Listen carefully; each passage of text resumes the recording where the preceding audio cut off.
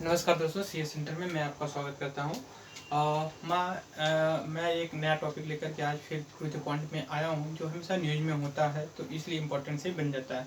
मैं to the point वही चीज़ें लेकर के आऊँगा जो न्यूज़ में हमेशा रहती है, हर महीने कहीं ना कहीं डायरेक्टली इनडायरेक्टली जो कि लिंक्स हो जाते हैं।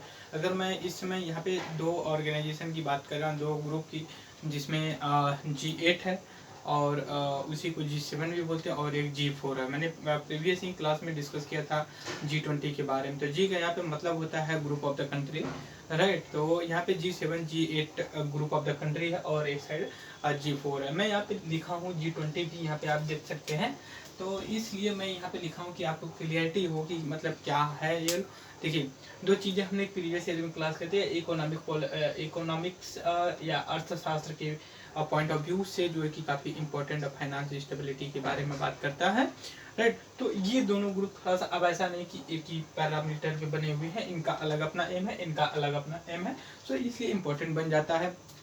फर्स्ट ऑफ ऑल मैं डिस्कस करूंगा आपसे G8 के बारे में। G8 के बारे में इसलिए क्योंकि हमेशा आप न्यूज़ में सुनते होंगे कि रसिया का इन्वेजन, रसिया ने क्रीमिया या यूक्रेन पे जो है कि हमला कर दिया है, काफ़ी दिनों से जो कि न्यूज़ में चल रहा है, तो इसलिए बहुत इंपॉर्टेंट बन जाता है। तो थोड़ा सा मैं बैकग्राउंड लूँगा इसका, और फिर उसके बाद मैं इसको डिस्कस करूँगा। पहली बात देख लीजिए कि ये कैसा ग्रुप है। ये इकोनॉमिक पॉलिटिकल फोरम है।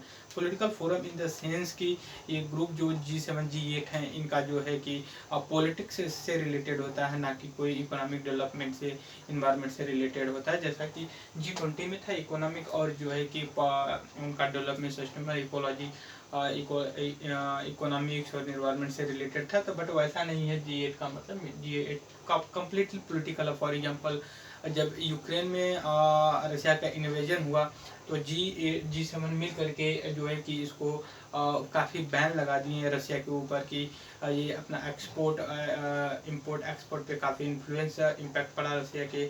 और रशिया ना तो कहीं से इंपोर्ट कर सकता है, ना ही जो कि एक्सपोर्ट कर पाता है। तो ये सारी चीज़ें हुई, बैंकिंग करेंसी वगैरह की सारी चीज़ें बैन कर दिया गया। तो मतलब क्या है, पॉलिटिकल पॉइंट ऑफ व्यू से देखा जाता है। तो आते हैं, हम देखते हैं कि G8 G7 में मतलब क्या होता है। देखिए, पहली बात तो G7 से पहले हम यहाँ पे G7 में जाने से पहले हम G8 के बारे में देखेंगे। अगर आप न्यूज़पेपर पढ़ते होंगे या फॉलो करते होंगे पहले, तो हुआ ये था 2014 में, जैसे आज ये यूक्रेन है। यूक्रेन का एक छोटा सा पार्ट जो है कि आपका ब्लैक सी के में पड़ता है, वो उसको ये आइलैंड बोल सकते हैं। तो वो जो कि क्रीमिया एक छोटा सा आइलैंड था। वो जो है कि यूक्रेन का टेरिटरी था, लैंड था। लेकिन रसिया ने अपना फोर्स, अपने मिलिट्री के द्वारा जो है कि क्रीमिया जो था उसको अपने अंडर कर लिया 2014 में। 2014 में जब कर लिया तो ग्रुप और क्योंकि जब कर लिया तो इसमें से G7 था उस समय। एक सेकंड, मैं थोड़ा सा ब्रीफ में बताता हूँ। यहाँ पे देख सकते हैं 1997 से लेकर 2000 में ये G8 था, ठीक है। ये G8 था। जब इसने रसिया ने यूक्रेन का जो पार्ट है क्रीमिया को अपने पास रख लिया, तो सभी कंट्री साथ मिलकर के रसिया को जो है कि यहाँ से निकाल दिए। रसिया को जब यहाँ से निकाल दिए तो ये G8 जो है कि G7 के रूप में आ गया यहाँ पे 2014 के बाद निकाल दिए। तो अब ये बात आती है कि इसमें G7 में और कौन कौन से कंट्री बच गए। अब यहाँ पे इनका मेंबरशिप देख लीजिए, फ्रांस है, जर्मन है, इटली है, जापान है, यूक्रेन, यूनाइटेड किंगडम, ब्रिटेन है, और जो है कि आपका USA है, राइट। ये 7 कंट्री जो है कि यहाँ पे अभी पड़े हुए हैं। और दूसरी ये चीज़ है कि जर्मन यहाँ पे इसको निकाल दिया गया, रसिया को, तो G7 बन गया, राइट। तो ये चीज़ें यहाँ पे देखने को मिलती है। दूसरी बात यह है कि 2014 से जो कि G7 के नाम पे, हाँ, इसका जो है कि पॉलिटिकल पॉइंट ऑफ व्यू होता है। ये G8 या G7 के बारे में पूछते हो सकता है इसका, अगर आपसे पूछे कि कौन मेंबर है, कौन नहीं है मेंबर, तो ये सारी चीज़ें आपको याद होना चाहिए। अब हम आते हैं G4 में। इसमें हालांकि इंडिया मेंबर नहीं है, इसमें मेंबर है, और इसमें भी इंडिया मेंबर है। इंडिया इसमें भी मेंबर है, इसमें है, और इसमें नहीं है। तो G4 का मतलब क्या है? G4 देखिए, ये एक ऐसा ग्रुप है 4 कंट्री का, जिसमें इसमें ब्राज़ील है, जर्मन है, इंडिया है और जापान है। 4 ये कहते हैं यूनाइटेड सिक्योरिटी काउंसिल जो एक यूएनओ की बॉडी है, उसमें ये होता है कि जो 5 इसमें परमानेंट मेंबर हैं यूनाइटेड सिक्योरिटी काउंसिल में। मैं उनका 5 का नाम बता देता हूँ आपको। चाइना है, फ्रांस है, यूएसएसआर है, रसिया और यूक्रेन और जो है कि यूएसए है।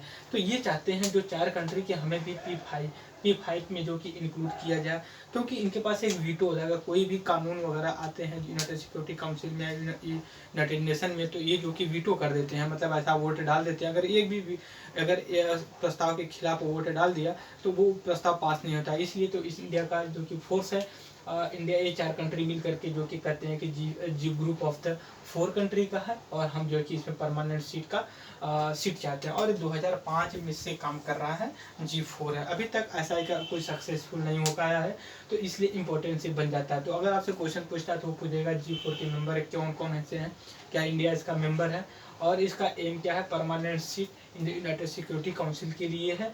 ठीक है, तो ये कभी कभी ये भी सुनने को मिलता है P5 क्या है। तो P5 ये है कि यूनाइटेड सिक्योरिटी काउंसिल में जो 5 परमानेंट मेंबर हैं और 10 नॉन परमानेंट मेंबर होते हैं। तो 10 जो परमानेंट मेंबर होते हैं, इंडिया भी कई बार उसका नॉन परमानेंट मेंबर रह चुका है। तो ये पूछ सकता है P5 क्या है। तो ये यूनाइटेड सिक्योरिटी काउंसिल में जो परमानेंट मेंबर हैं, यहाँ पे P का मतलब है परमानेंट मेंबर।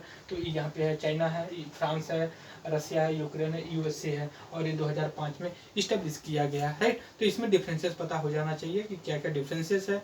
हम जिसे G20 का कहें तो ये इकोनॉमिक फाइनेंस स्टेबिलिटी की बात करता है।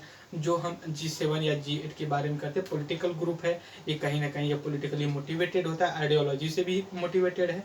और G4 जो है आपका यूनाइटेड सिक्योरिटी काउंसिल में परमानेंट सीट चाहने के लिए जो कि वो काम कर रहा है। और इंडिया का जो मेंबर है, इंडिया किनका मेंबर है, इंडिया G20 का मेंबर है, G4 का, G7-8 का नहीं है इंडिया मेंबर। ये बहुत ध्यान से रखिएगा ध्यान में। और इसका जो फॉर्मेशन है G4 का 2005 में हुआ था, और G8 का फॉर्मेशन जो कि आपका 1997 के आसपास हुआ था। तो ये चीज़ें हमने देखने को हम देख रहे हैं। सो इस वीडियो में बस इतना है। Thank you very much the discussion.